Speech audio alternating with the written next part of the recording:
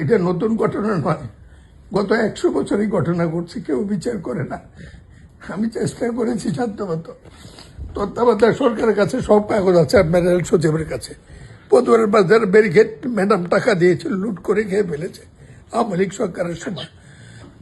এই ঢাকা চট্টগ্রাম মহাসড়কের জন্য 750 কোটি টাকা দিয়েছিল সাইফুর রহমান। এই কাজটি কমপ্লিট করতে পারি।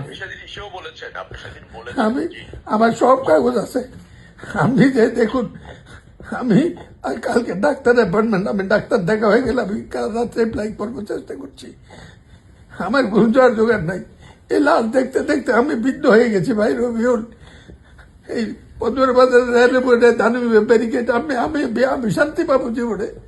আমি কেউকে নিতে পারি নাই। আপনি একটু দেখে আসেন।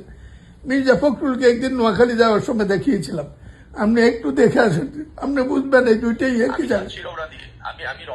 রবিউল, আল্লাহ আপনার মঙ্গল করুক।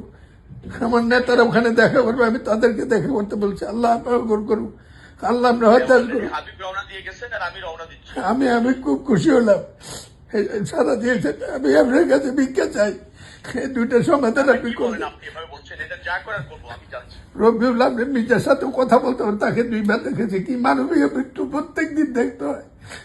স্বাধীনতা, আল্লাহ আপনার সাহায্য করুক। জি জি জি, আপনি ধৈর্য ধরুন, যাচ্ছে, আমি যাচ্ছি।